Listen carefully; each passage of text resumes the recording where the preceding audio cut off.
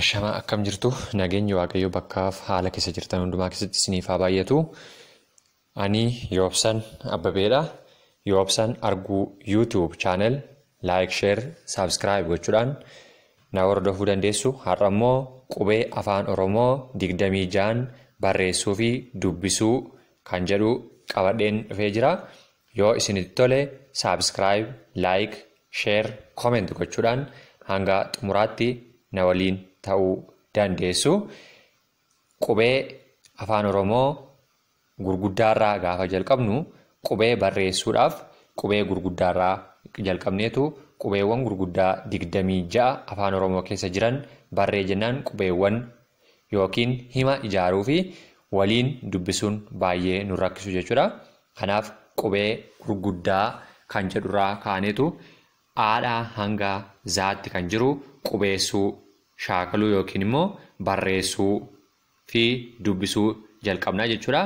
A jalqabarra kan jiru ba, ca, da, e, fa, ga, ha, i, ja, ka, la, ma, na, o, pa, qa, ra, sa, ta, u, va, wa, xa, ya, za jedhamu qubeewwan gurguddoo aadhaa hanga zaatti jiranidha jechuudha.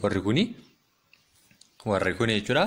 Itti aanee kan jiru qubeewwan 26 gurguddaa ammaa taananii warreen xixiqqoo ta'an yookiin immoo hammaan xiqqaa warreen ta'an qubeewwan 26 isaanii aadhaa hanga zaatti isaanis 26tu jiru jechuudha.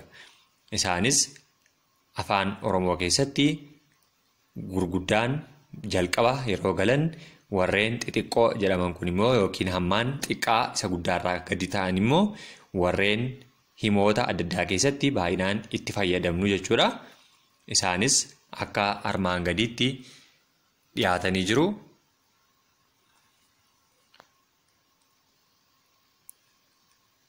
A isa jalqaba irratti qubee guddaa waamne isheen kun immoo ishee xiqqoo yookiin hammaan xiqqoo taatedha jechuudha.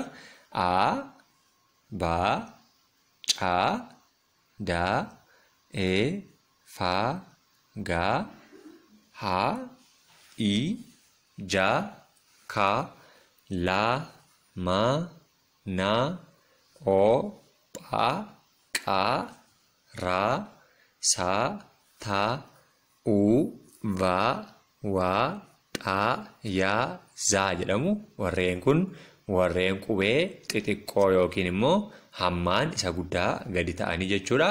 Itti aansee kan dhufu qubeewwan dubbachiiftuu warreen jedhamanidha. Qubeewwan dubbachiiftuu warreen nuti jennu himni tokko akka dheeratu kan taasisu qubeewwan dubbachiiftuu jedhamu. Qubeewwan dubbachiiftuu afaan Oromoo keessatti 5tu jiru. Isaanis akka armaan gadiitti dhiyaataniiru. Hanga dhumaatti ammas subscribe gochuun na hordofaa. Inni jalqabaa qubeewwan dubbachiiftuu 5 keessaa tokko A jedhama. Inni lammaffaan E jenneetu dubbisna. Inni sadaffaan I jennee dubbisna. Arfaffaa O jennee dubbifna.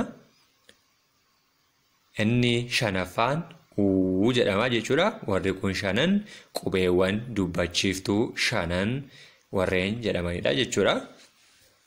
Itti aansuun qubee dachaa yookiin qubee cimdii warreen jedhamanidha. Warreen kunis akka armaan gaditti isiniif dhiyaatu. Hanga xumuraatti like, share, subscribe gochuun na hordofaa. Ammas qubee dachaa yookiin cimdii warreen jedhaman immoo afaan Oromoo keessatti 7 qabna jechuudha. Isaanis akka armaan gadii kanatti dhiyaatanii jiru. Inni jalqabaa caa jennaanii caa fi haa qabatee jira jechuudha. Inni lammaffaan dhaa jennaanii daa fi haa. Inni sadaffaan nyaa, naa fi yaa kan walitti hidhamee jiru jechuudha.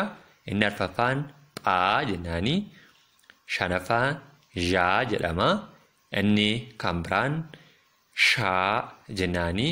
Saa fi haa kan walitti qabatee jirudha. Inni dhumaa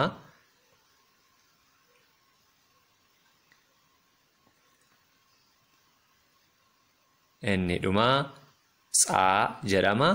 Taa fi essii yookiin saa kan walitti hidhee jiru tsaa jenneetu dubbisnaa. Haalli ittiin isheen barreeffamtus boca kanaa qabaatti jechuudha.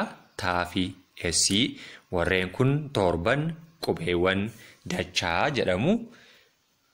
Yoo obsan arguu YouTube channel like, share, subscribe, comment gochuudhaan yoo isinitti tole namootaaf share gochuu hin dagatina. Kan biraan hanga walitti deebinutti nagaan tura.